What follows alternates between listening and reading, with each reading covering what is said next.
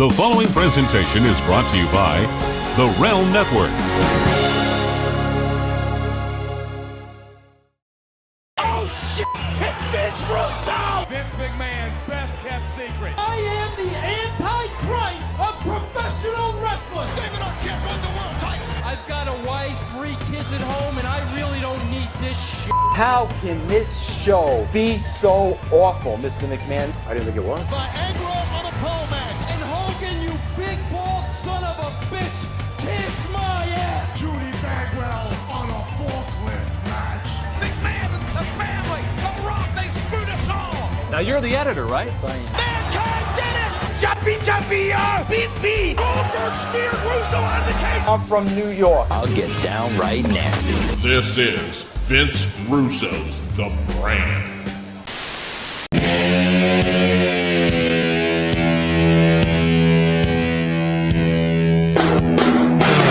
Hello, everybody! Welcome. It is April 12th, 2021. I am Vince Russo, and this is The Brand. How's everybody doing? I got a very, very special interview today, bro. I'm going to bonus this to you guys. Guys, you know, I don't do many interviews anymore, and I'll tell you why. I don't do many interviews for 2 reasons. I used to do interviews every week. I stopped doing interviews for 2 reasons. Here's number one. Number one, I got sick and tired of chasing down wrestlers.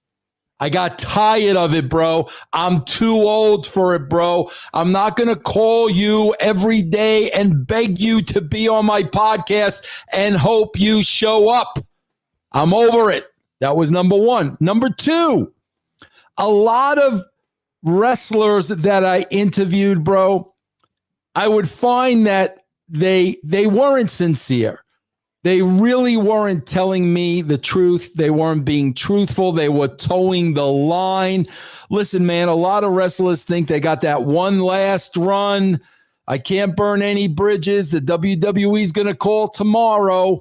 And I just can't conduct those type of interviews, man. You guys know on this show, it's the truth, the whole truth, and nothing but the truth.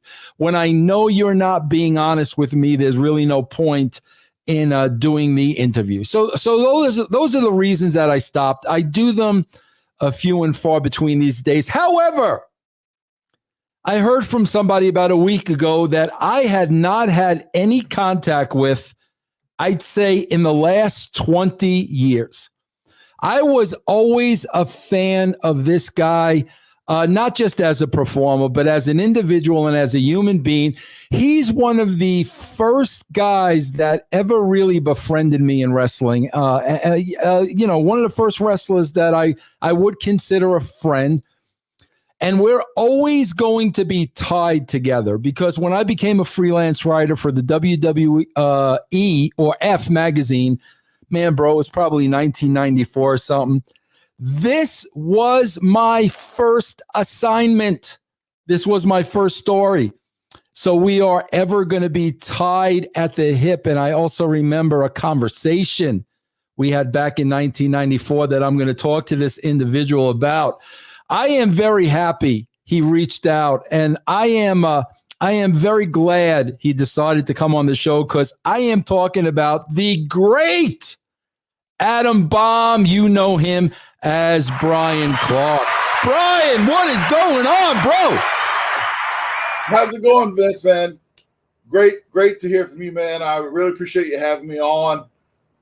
Like you said, we go back so far, but just really appreciative that you're having me on. You know, Bryan, I got to tell you off the bat, bro. Like, look at me. I'm old. I'm gray. I'm aging.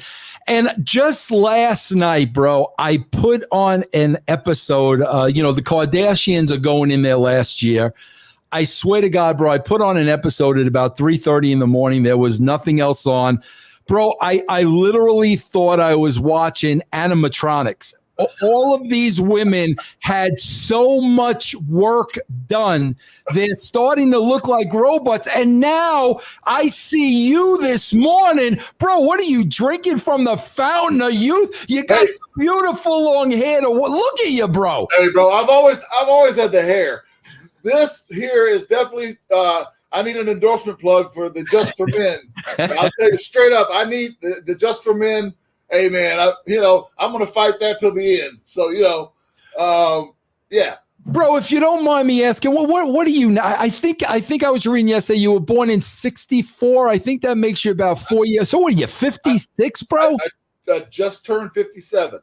Bro, you look like you could main event tomorrow, bro. Man, I'll tell you what, I've had a lot of changes in the last few years.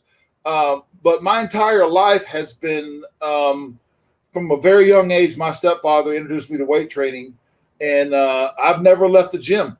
Even this morning, 7 a.m., I'm in the gym, man. I do not miss workouts. I don't miss cardio. If I don't have ice packs on me, I'm in the hot tub. I got a whole routine I do. It's like I said, it's a program that I eat clean. That's just what I do, man. Well, bro, let's pull the onion back a little bit, bro, because I want to go back to the beginning because there's a couple of things I want to revisit with you because let me tell you something, bro. Listen, I've been in the business for a long time. I work with just about everybody. When I first saw you, I was not working for the WWF at the time. I was just a fan, and I saw you for the first time. I remember you coming out as Adam Bomb, bro, with Harvey Whippleman. I don't know if a lot of people remember Harvey, but you came out with Harvey. Right. And bro, when I saw you first arrive on the scene as a fan, I mean, bro, you had it all. I mean, bro, you had the look, you had the body, you had the charisma, you had everything, bro, it took to be a top guy in the business. Now, I'm going to tell you something, bro, and I want to see how you feel about this. Okay. So I get hired as a freelance writer for the WWF magazine. Right. My first assignment is Adam Bomb. With me, baby. It's you, bro. I've got that story framed in up someplace. I got it too, bro. I got it right there, man. Now, bro, here's the first thing. As I sat down to write this story, I found it very difficult because I'm like, bro, how do you make this gimmick believable? Like what, you have to ask yourself the question, first of all, what is Adam Bomb? Like, did he live on 3 Mile Island? Why was he living on 3 Mile Island? I could think of a million other places. So, bro, off the bat, I was challenged with, trying to make sense out of a character that was very gimmicky. So I want to ask you, Bryan, how did Vince McMahon first explain this character to you? Well, what happened was when I tried out, I got the job the first night. They brought me in for 2 nights, but the first night they liked me so much they hired me the first night. And they said, okay, I'll work the second night also. And they said, okay, go home. We're going to come up with some ideas for you. And I've told the story before, and people try to call me on it and say, "Oh, that's not." And I'm like, if you don't believe me, look up the trademarks because I'm tired of defending it. But they offered me 2 gimmicks. One was Adam Bomb. The other was the Ringmaster. Now, the Ringmaster was trademarked back then. As well as anybody, they were trademarking any and everything. Absolutely, yep. So the Ringmaster was trademarked, and of course, later on went to Stone Cold. Before he was Stone Cold, and then of course. Yep. He was smart enough to know that, hey, this Ringmaster thing is not working either. Right. And I knew better. I knew enough not to take that gimmick. I knew that I could do a lot with Adam Bomb, believe it or not. I felt that it was very colorful. Tom Fleming was Tom Fleming. He was the guy who did all of our artwork, all of our posters, the Undertaker pictures, the Razor Ramon gimmick. He did Atom Bomb, color costume, the whole works. And so Tom had a huge influence on it. And then once they sent me the drawings and I got to look at them and stuff, and I was like, okay, man, I can. Then I came up with the idea. Okay, glowing eyes. That was my idea. The red tongue, all the high flying stuff, all the moves, the meltdown, all those moves. I added everything I could to it because I had to make it my own, right? And I had to make it work, right? So that's how I did it. Let me ask you this, bro. I remember, I don't know if you remember this, but for some reason, and bro, maybe it was because of that first story, but bro, you and I had bonded a little bit. Yep. And bro, I don't know if you remember this conversation, but I remember it vividly. Bro, we were sitting in the stands, you and I. It was a television taping. And bro, you were telling me you were gone. You were quitting. You were leaving. And I remember thinking, man, bro, this could be like career suicide. Because, bro, especially Bryan, when you look at the business, especially today, Vince whatever Vince wants, I will do, and I will say every word Vince writes down for me, and I will never go against the great Vince McMahon. I mean, it's almost like they're marionettes and they're puppets. But here was you early on, bro. You were not happy. So explain to me what was really going on during that period, bro. It's real simple. I had been lied to. I was on the road 280 plus days out of the year. We were working any and everywhere. In 1 year, I did 10 different trips to Europe. And wow. You wonder how that's possible. I'd go do a 10 or 12 day loop, come back, do TVs, do another 8 or 9 or 10 in the States, back to Europe again. And it was just constant. I mean, just wearing me down. I had shoulder surgery. They said, oh, we need you. He didn't even want me to take off for shoulder surgery. I couldn't even raise my arm. I had to beg for surgery. I'm just like, are you kidding me? So I had the surgery. I was supposed to be out 10 weeks. I came back in 6. That's not good enough. I'm like, well, okay, what else? And then the money, the payoffs. This is because he was going through his big steroid trial, right? Yep. And I'm like, I'm busting my ass, man. I mean, I have no home life. I never see my family. I'm gone constantly. I'm beat up. I'm worn out. And this is not just me, man. There's a lot of guys. Mm-hmm. This is not pity party for Bryan by any means. There's a lot of the boys that went through the same shit, and I'm speaking for them too, because I talk to some of them on a regular basis. But, I would get home and do those loops. I'd get home and I'd get my paycheck, and I'm like, is this a rib? Right. I mean, is this the big time? I mean, like you said, magazines, action figures, video games, everything. And I get home and get this check. It's a joke. And I just said, you know what? By the time that came around, and I'd already been there for 2.5, almost 3 years. And I already knew that I had a place. I lived in Atlanta anyway, and I had a spot waiting there. And so I said, you know what? I was supposed to fly to Boston that night and work. And I said, you know what? My wife doesn't even get to see me, hardly knows who I am. I have no home life. I said, I'm going home. That's it. And a lot of people can say that, take that any way they want to. They were not in my shoes, but I know what I did and where I went and what I went through just to try to get back to please them. And so I just said, I was supposed to, like I said, supposed to be in Boston. And Vince calls me at home. Why are you not in Boston? Why are you, and I'm just like, first of all, you lied to me on a couple of different things. What was the lying, Bryan, on the payoff? Where did the lies come? Well, the one thing was, and I know that, and this is, it seems petty a little bit, but the money was not petty. That was the biggest thing.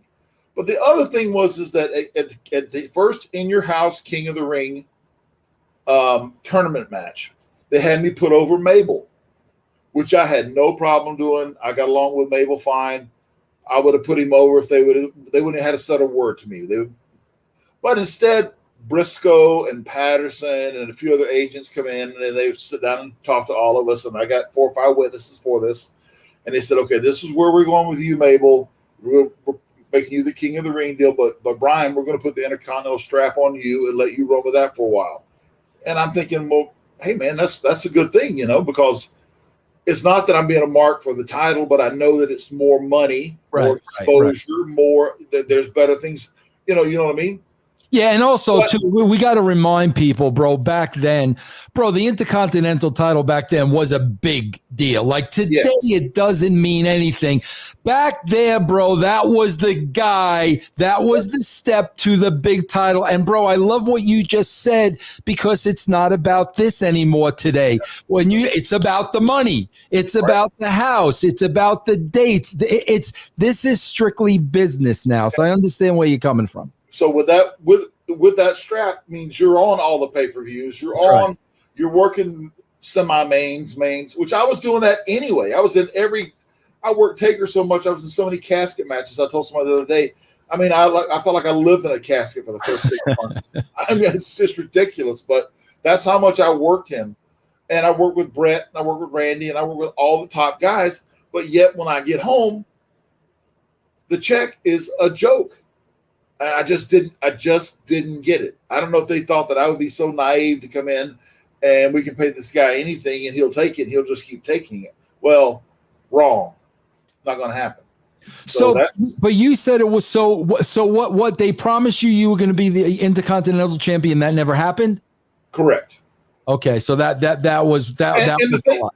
Right. And the thing is they just could have just been a man about it and just say, you're going to put Mabel over. And I said, okay. I would have said okay anyway because I'm business. Right. I've always been business. But don't come in and have to sugarcoat it and lie and have 4 of your agents come in and tell me the same thing. Just don't say it. Just let it go. Yep. You see what I mean? Yeah, absolutely I do. So how was that conversation with Vince then? You're not in Boston. Vince calls you. How's that go? Oh, it didn't go well. He was pissed and I was pissed. And so, but I didn't have that long. I maybe had 6 months left on my contract. And of course he tried to starve me out. And then I went to the UK and worked there. And so, because he didn't want me to working in the States, at least back then, that's the way they did it. He would basically try to starve you out. But Bryan, I have to ask you this, bro. Like if people don't know you, bro, just go back and look at the gimmick and look at Bryan. I mean, this is a mega star. This is the it factor. Now, Bryan, I got to ask you this. Vince had to know all these things. I mean, you are a diamond in the rough. The way you look, bro, as I said, the it factor, you could make a lot of money for him. Yes. Why do you think, Bryan, at that point, he didn't kind of bend over backwards to try to make you happy? Because, I mean, I would have. I'll give you another example. Here's another example.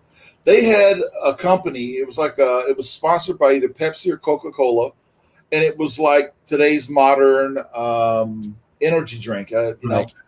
And they had that all set up. I went into the board of directors with this company. They had a huge cutout of me drinking the drink, atom bomb, blah blah blah. And the deal was set. I'm like, it was like a Slim Jim deal almost. Right. They're very similar like that. And I'm like, this is great, And once again, he goes and says, well, they're not paying me enough money and I'm not going to let you do this. And then, so snatched out from under me again. So shit like that just kept happening. And after a while, you only can poke the bear so many times. Right. And so I just was like, okay, I was pissed, but I didn't say anything. I just, it's his company, but we could have made money. Yeah. Well, also, bro, it sounds to me like, when you didn't show up in Boston, bro, with Vince, bro, it's like if you don't fall in line, there's going to be issues. And that's why you can look at that company today and everybody falls in line. Everybody does exactly what they're told to do. I doubt many people are complaining about the payoffs. and they're just happy to be there. But bro, again, looking at you were all business. You weren't happy with the payoffs. You weren't happy, losing this deal. And bro, you knew you were money and you could make money somewhere else. And bro, you had the confidence in yourself. I think a lot of people lack that confidence because, Bryan, you and I know they brainwash you to the point of, bro, if you don't work for them, oh my God, you're going to be collecting unemployment. You're going to be poverty. You're never going to work. They instill that in your mind. And a lot of people fall for that, bro. Well, hey man, that's my military mindset, knowing what I can do and how I can push beyond barriers. I went through combat training through the military, college football. I mean, I knew what I could do. I knew what I was capable of. I was a high flyer at 6'6", 290. I was not a two-move guy. I got, a big boot and elbow in the corner. I could move and I could go, and I was athletic. I just had, like you said, I had confidence in myself, but I worked at it. Right. It wasn't given to me by any means. Yeah. Now, when you go over to WCW, how is that world different? What do you notice right away? Well, I noticed right away, for example, working for Vince, I had to, and this has happened to a lot of guys, you got to talk to 5 or 6 guys before you actually talk to Vince. Right. Whereas with Eric, I could talk to Eric if I had an issue. If it was something about the gimmick or what we were doing, how I was going, I could talk to him. At least he had at least a semi-open door where there was, 10 people just to get to the door with Vince. Bro, let me ask you this, and I'm going to tell you my theory on this, because I have to ask you, bro, before I got there, and, we're going to get into the chronic thing in a minute. I got to ask you this, bro. Prior to that, you do the Wrath things, you're working on the Eric, but bro, like for whatever reason, you're not the guy. And I think I know why, Bryan. Please correct me if I'm wrong. Bro, one thing that I always say is, and I say it to this day, bro, you can't be a nice guy and be successful in the wrestling business. You can't be a nice guy. You got to be a prick. You got to be a douchebag. You got to be a politician, because you're swimming in a sea of sharks. Now, Bryan, you were a nice guy, and I would think too that military background is teaching you to be respectful, do what the boss tells you to do, never, politicking, doing things the right way. That's the only thing, not playing the game, I guess, is what I'm getting at. Bro, to me, that's got to be the thing that's kept you from being a top guy, because, bro, at that point in WCW, you're swimming with a lot of sharks, bro. Oh yeah. But I don't know if you remember that, when I first came in, it was Eric's idea at the time. This is before NWO came in. They put us like a Mortal Kombat gimmick. Right. Yep. And that really didn't take off. So I asked Eric, I said, hey, let me do Wrath my way. I did it my way, and it went undefeated for like 7 months. I mean, I was on just a steamroll, man. I was beating everybody. And they were building me for Goldberg. It was Wrath versus Goldberg. That was the plan. That's what he told me. But then a month before that big pay-per-view, Bill was undefeated also. So it would have been huge, would have done great money.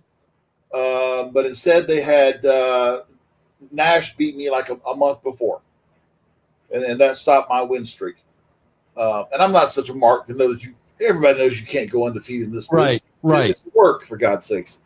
But, but we're talking business and building and building and building. And even with me and Nash, they could have done more with that. They could have. I got a good match out of him, I mean. So what happened? What happened in your mind, bro? It looks like the brakes were just put on. What do you think happened? I don't know. I don't know. I don't know the behind the scenes answer to that. People have asked me a lot of times, and I've heard it a million times. Nash should have never beat you. You should have went over. It should have been Goldberg versus Wrath. That would have been a lot more money. See two monsters two big bulls going at it. But yeah, it didn't happen. And then maybe like a few months later, I got back on another little win streak, but it still wasn't the same. Well, bro, yeah, I got to tell you this. When I came over there, I think it was like October of '99. Bro, I'm gonna confess this to you. I swear to God, this is a true story, bro. Bro, when you and Bryan Adams approached me, and you guys, bro, I'm the guy that takes credit for everything, supposedly. But you guys approached me with the Chronic name. Bro, can I make a confession to you? Go for it. I had no idea what that meant. Well, I'm not. This is even better. I'm not a smoker. I had no idea. So I knew about it. I knew what it meant. I know what 419. Hey, you got a minute? High times. I know what all that shit means. Right. But I'm not a smoker. I don't like cigarette smoke. I don't like being around smoke. Yeah. Period. That's just not in my. Yeah. That's just not me, bro. Tell me. I got nothing against it. I got Chronic merchandise. I'm begging you to check it out. Bro, let me ask you this. Bro, tell me about that relationship with you or Bryan. Bro, I swear to you, that was a freaking money team. And bro, I'm going to say this in the history of the business. I am telling you, that was as impressive as shit. I mean, when you go back and you look at you two guys, bro, nobody could have beat you guys. Tell me a little bit about that relationship, man, and how it came about. Well, I was recovering from my ACL, and they had given Bryan some time off because he had been doing the NWO Japan thing. And so he called me while I was recovering, and he asked me about teaming up. And the first time he asked me, I was just like, I don't know. I think I'm just going to come back as Wrath and get that restarted. And, Bryan calls me back a week later, goes, hey, man, why don't we do this tag team thing, And then the more I thought about it, I'm like, okay, all right, we're both, there's so much similarities. We're both 6'6", both named Bryan, both former military. There's just so much stuff about us that is similar. I mean, we look like bookends. I mean, WCW needed a monster steamrolling locomotive badass tag team, and we were it. They put us together and we got over instantly, and you were there to witness it. I mean, we got a pop from like day one, and then it just kept rolling, man. I mean, and I love working with Bryan. Bryan was the best partner I ever had, and one of my best friends ever. I mean, he my office is almost a shrine to him. Nothing like him. One of a kind. Bryan, I have to ask you this because I know while we're, running with Chronic, and bro, it was freaking awesome and it was money and you guys look like $1 million. And then, I ran into two issues. I had some issues at WCW. Next thing I know, they're being bought by the WWE. I think you go back to the WWE, you and Bryan, I think, for a cup of coffee. It's like, bro, oh my God, how did they miss that? How did they miss that, bro? I'll tell you. A lot of people, another question, 1 million people asked me, people said the match sucked, and parts of it sucked, most of it sucked. Here's the thing. We had been off close to a year, even though we were still working in the ring occasionally, and we always working out, but in the ring occasionally. They brought us up there. They wanted to hot shot the whole thing. They wanted to have like 1 or 2 Monday Night Raw squash matches and then right into a pay-per-view with Kane and Taker. And I'm like, wait a minute. Why don't you put us on the road for a couple of weeks, knock the rust off, let this thing get rolling, and then do it? Oh, no. We're ready to do it now, that kind of crap. And so I'm like, okay, that's not good. And then they put us with Steven Richards, which, nice guy, nothing bad to say about the guy, but it didn't fit with our gimmick. And Bryan even looked at me and says, that's not a good sign. And Bryan and Taker were supposed to be pretty tight friends, and maybe they are. I don't know that relationship. I just know my relationship with Bryan. But Bryan looked right at me and said, that's not good. And then what other people don't realize is that we were all injured. And if you go back and watch the match, Kane had a staph infection. His arm was swollen up like massive, taped up. Taker had blown out shoulder.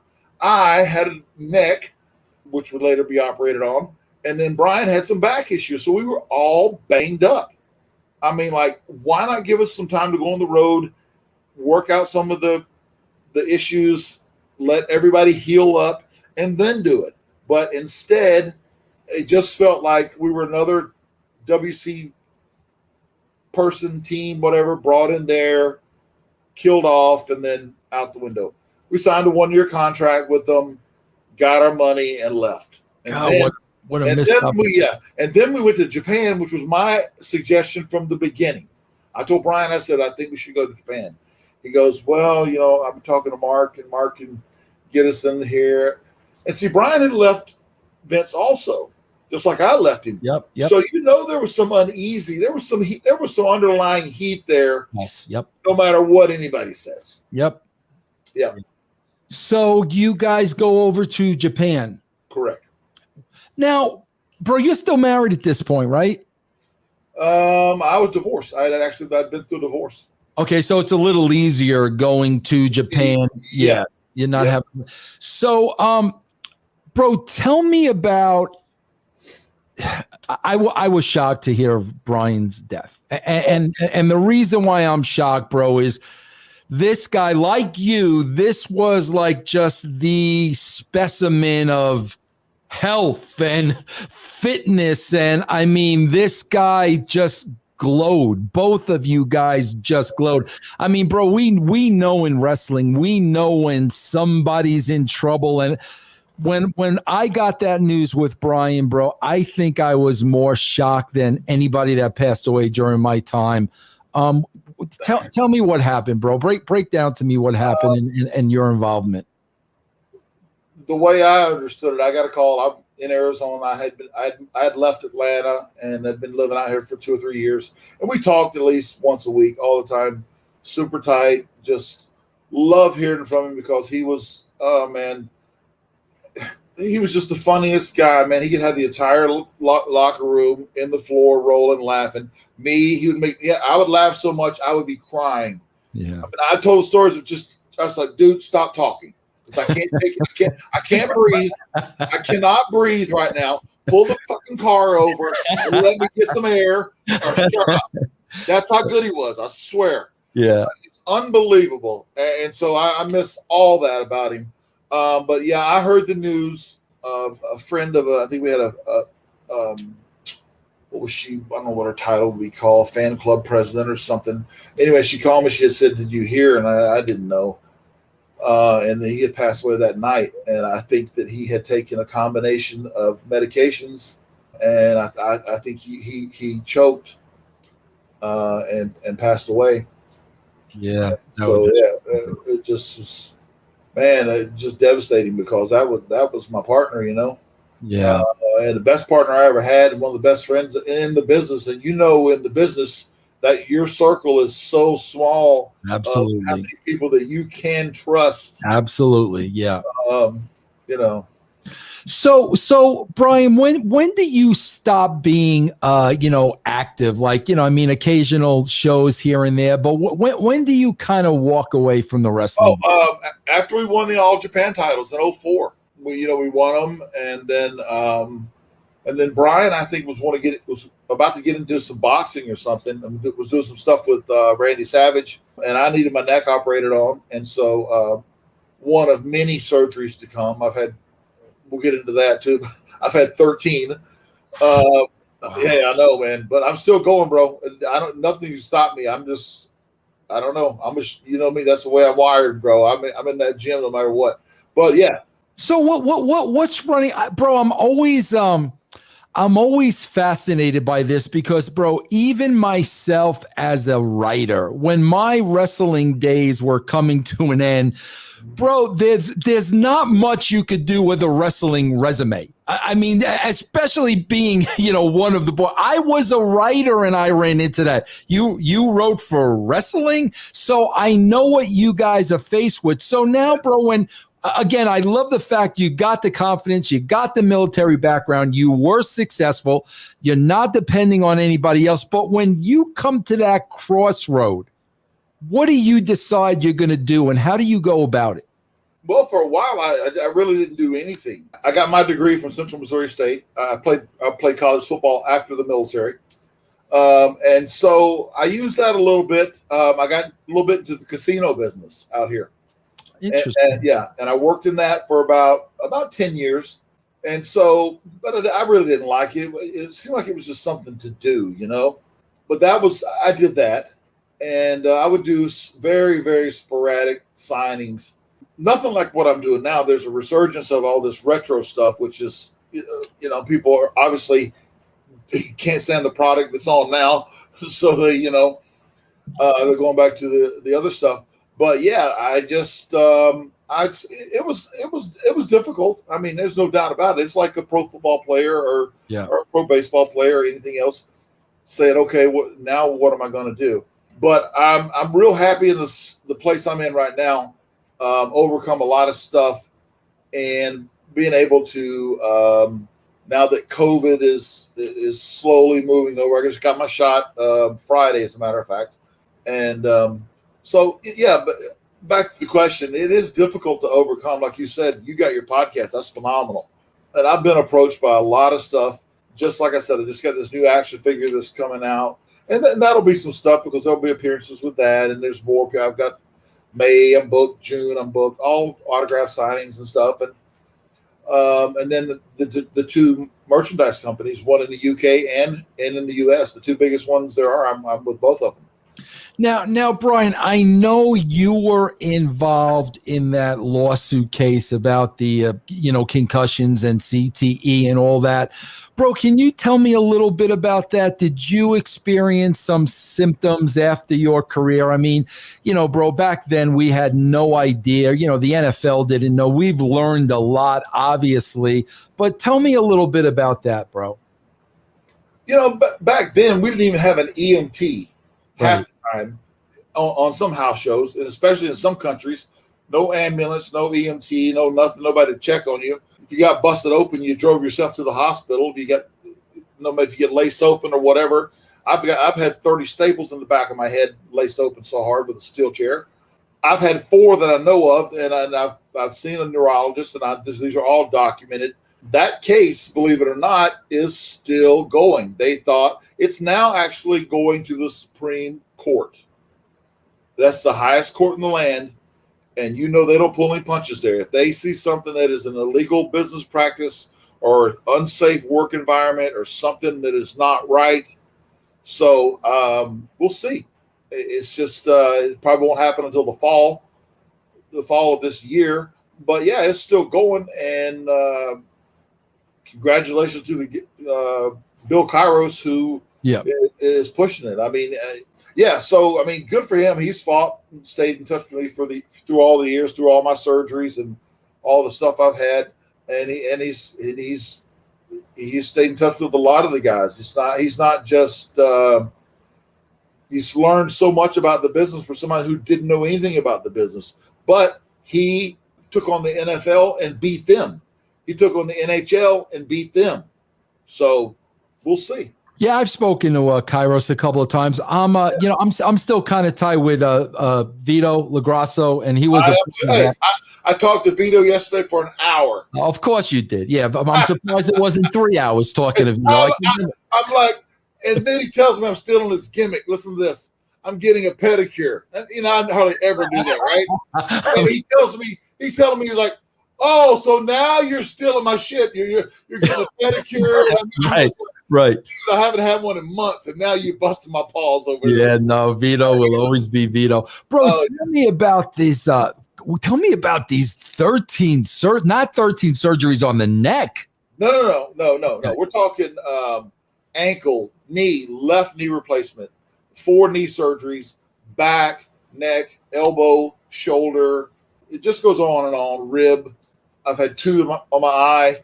It's just as you get older, man, and all those bumps and chair shots, and it's through into the steel stairs, and then all the power bombs, and I was not, like I said, I was not a foot soldier, and I'm proud of that. I'm glad I wasn't. Yeah. I would fly off the top, man, like it was nothing. and that was just me, man. I wanted to make myself different, and I did it by doing that. Bro, let me ask you this, because steroids is always a big issue and a hot button, but bro, steroids also, as an athlete, and you have a window. I think a lot of people don't understand that you got a window.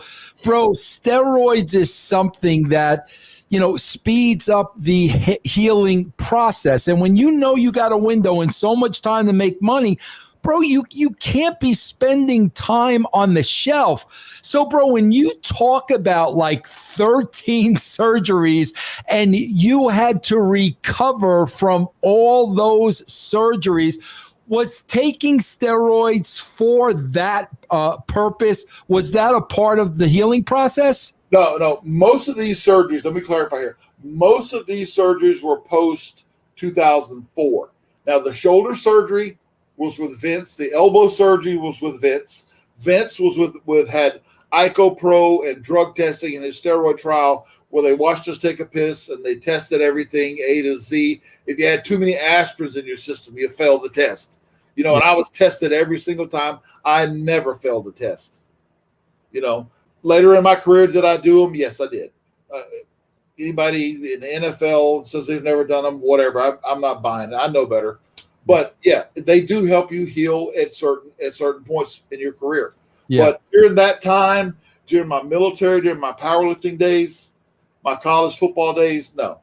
Yeah, I always understood that with like being an athlete, bro, and knowing you had that window, and the next thing you know, you're down for a year because of an injury. My God, bro, if that's going to speed up the healing process, I always understood that. Now, Bryan, I know you had some other legal issues, man. Can you tell me about that, bro? Because I was reading some of the details and I'm like, bro, what the hell happened here? I mean, bro, this is not Bryan. Like, what the frig happened there, bro? Yeah. I had some charges that were brought against me, which were all denied, and they're being dropped. They, as my lawyer said, they were ludicrous. Some of the things, man. I'll give you one. I'm not going to go dig into each little part of the. What happened to ignite this? Like, was there an incident? Did something happen? Well, I had a friend in the casino business, and he had a problem. So somehow my name got dropped into the mix, even though I was not in the mix, so to speak. And so, they searched my place. This is just one example. They said that, and I haven't told anybody this, and I don't know if my lawyer will miss to say it, but I'm going to say it because it's the truth. It's such bullshit. And he said it was ludicrous, and I'm going to tell you it was. My father was a Marine Corps in the Korean War, and after he had served, he gave me a pistol that was a family heirloom that had stayed in my top desk dresser drawer for 30 years. Okay. Mm-hmm. The bullets had oxidized. That's how old and green they were. The gun was covered with dust. And then they were trying to say that had been used. And I'm like, have you lost your effing mind? I mean, is this Barney Fife coming over here doing this work? I mean, are you an idiot? I said, I was a military policeman. I'm combat trained. I know what the hell where that gun's been. You're being an idiot. Right. So, of course, that's out. That's all dismissed. So it just and thanks to a great attorney, Robert Jarvis, who knew that this was just, this was somebody who was pissed off and was trying to drag me down and throw my name into all this. And it resulted in some negative publicity. Yeah. But there was one thing, there was truth to one thing of this, and that was that my personal issue is that after all these surgeries and doctors were prescribing me pain pills and I was taking them. Okay. And I became dependent on them because I had surgery after surgery after surgery. So in my mind, I'm thinking, okay, I got to have them. But I even told my wife, who is the director of nursing, I told her, I said, I don't like taking these. I'm sick of taking them. And when I got that negative publicity, I just said that it made me so mad. I said, I'm quitting. I don't care. I said, I quit cold turkey. I didn't go to some group, and I didn't go to rehab 17 times like some people do. You know, I didn't go sit around in a circle and hold hands and cry. I did that shit on my own. I just said, that is it. I woke up the next morning, never again. I was sick as a dog, man. I was so sick for 2 weeks, throwing up. Bryan, no energy. back up for a second. Back up for a second, because, bro, listen, man. Me being around the boys and being in the business as long as I've been, bro, I don't take anything. I've seen what it does to people. I take nothing. Bro, I just had to, I had both of my corneas replaced, and like they gave me pain medication for that. Bro, it was brutal. Bryan, please walk me down this road, because for me, like, this is such a problem in wrestling, and it always has been. And when you're somebody like me and you've never been in that position, it's very hard to understand. Bro, how does it turn into, okay, got an injury, got to work the house show, got to take these pills to get me through the match? Yep. How does it turn from that to a dependency, and when do you know it becomes a dependency? Well, for me, it seemed like I knew when I told myself that I knew I didn't like taking them. Okay. And my wife was always monitoring me and watching me, but I knew that, every like 4 hours I would have to take one, and another 4 hours I would have to take one because of the surgeries and the pain levels and stuff. So in other words, Bryan, every 4 hours the pain would come back. Almost always, yeah. Okay. But I was just like, there's got to be another way. Right. I prior to this, I never did it. So why? I understand I'm having surgery, but I will heal up. Our bodies heal. That's what they do. And like I said, when that negative publicity hit, I said, that's it. I just went cold turkey, man. And it was one of the hardest things I've ever done, but I beat it, man. I have never, it's been over 2 years.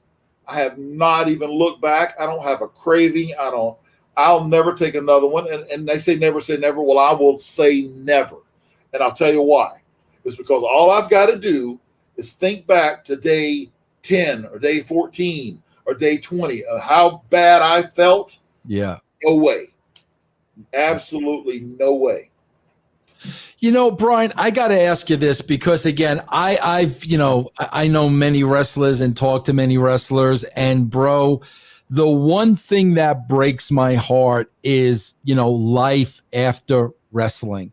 And Bryan, that's one of the reasons why I started my podcasting platform, to give, former wrestlers, extra income. Bro, if you could sit behind a microphone at your home and make a couple of extra dollars, I know that helps. And that was really part of my platform. Bryan, I swear, I got to ask you, I'm sitting here, I'm looking at you. You are just a figure of health. But bro, like you're almost like an anomaly, because a lot of people, like, after wrestling, it's just that downhill decline. They don't know what to do. Bro, one of the things I always talk about, bro, that was so fascinating to me. Did you see the Ric Flair 30 for 30?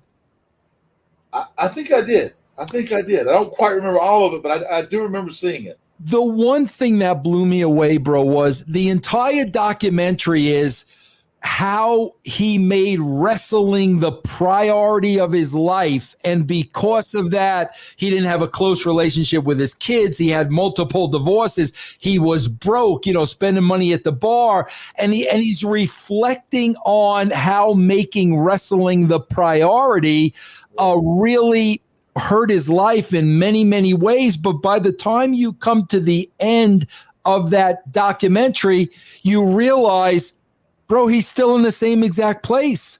Like, wrestling is still number one to him, and he just can't function without him. when I look at you and how good you look and how confident you sound and how great, bro, what is the difference between somebody that can go on, life beyond wrestling and people, bro, many people that once it's over, it's almost like the life is over. What's the difference? Man, I for me personally, I think it's my upbringing. Again, I go back to the military. I go back to walking on as a collegiate football player. Never played high school football. Got a full scholarship. Started as a freshman. I was a championship powerlifter. I never let weight training and physical fitness ever leave. That was always by my side, even at my darkest times. Always there with me. That was the first thing that I did once I got over the hump of being sick. Was back into the gym. It's just a big part of me, and I come up swinging every morning, man. I just do. I don't know where it comes from. It's got to be my dad.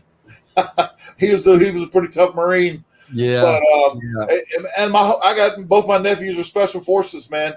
I come from a military family. My stepfather's was in the Army in a tank battalion. My grandfather was World War II. I'm not trying to push a military commercial here on anybody. No, that makes all the sense in the world, bro. Absolutely.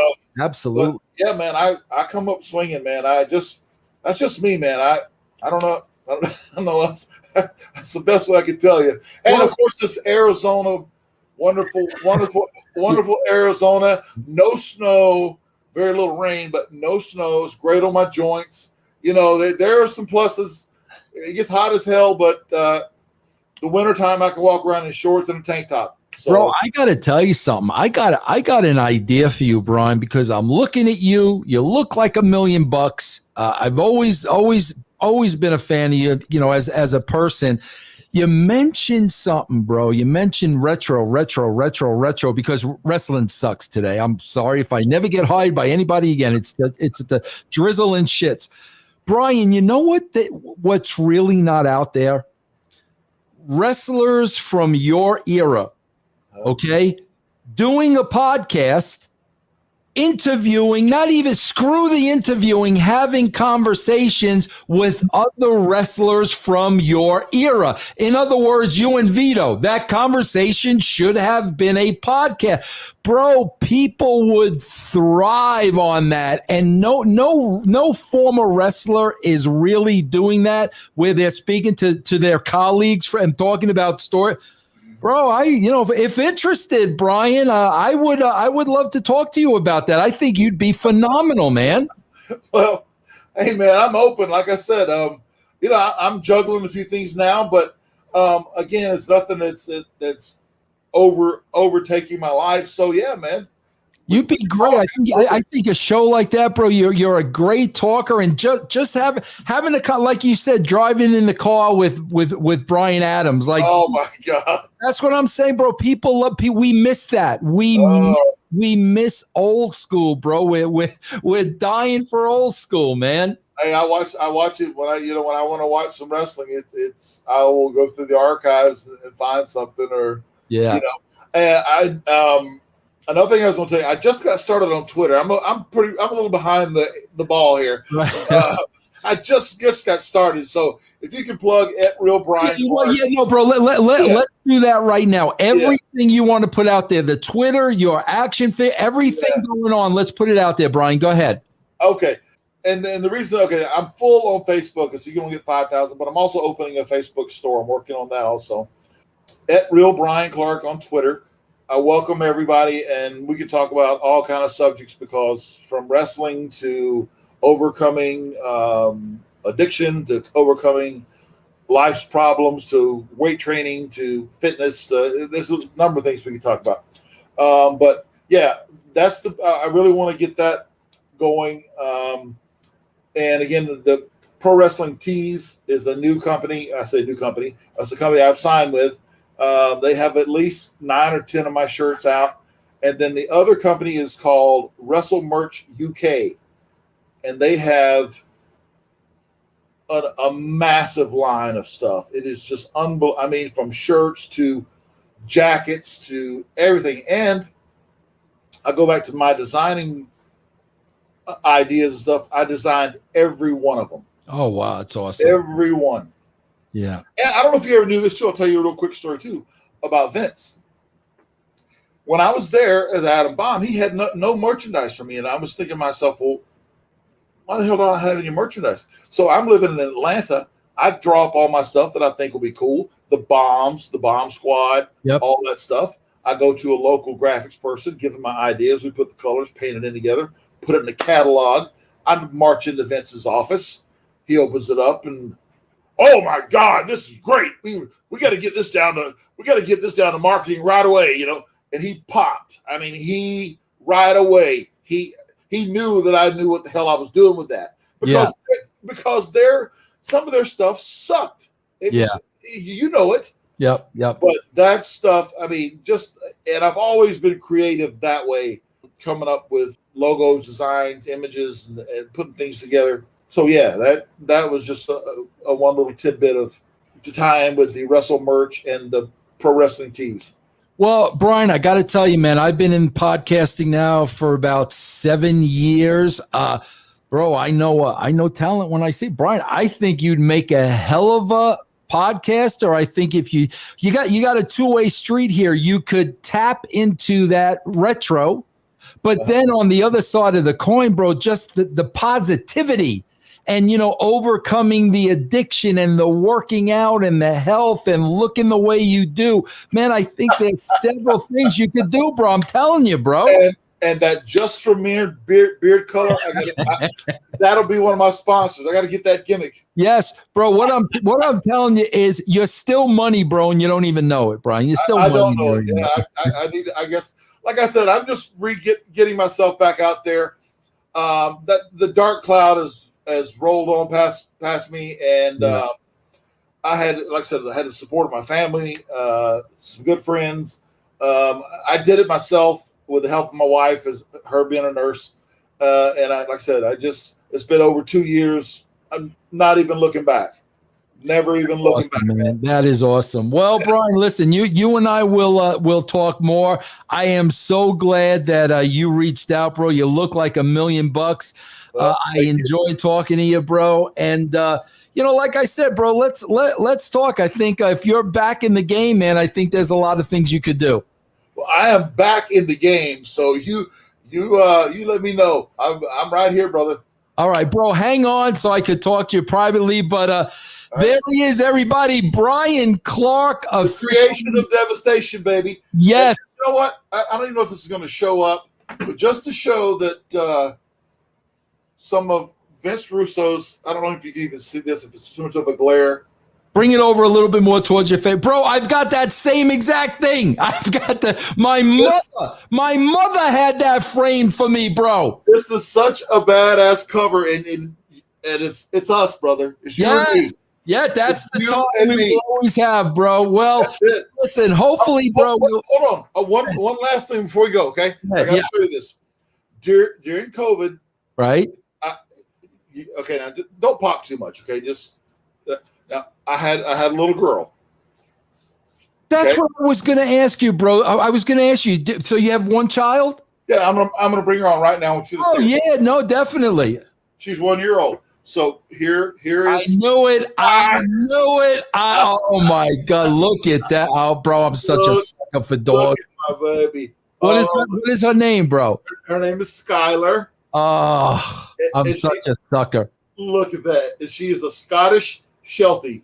Oh my God, she is beautiful, bro. Well, listen, if we're showing a picture of our kids, here, let me show you my show you. Yeah. This is my youngest. Can you see that? Oh, yes, I can. An English bulldog, bro. Her name is Penelope, and all she does is sleep all day, Bryan. My God. Yes. That's her in action right there, Bryan. Mine is just the opposite. Mine's running obstacle courses through the house, out the backyard, we even got tubes that she runs through, man. Oh, that's awesome. Oh, yeah. Well, Bryan, it was great catching up with you, bro. Don't go anywhere. I'm going to sign off here, but I want to talk to you privately. But everybody, there he is, back in the game, the great Bryan Clark.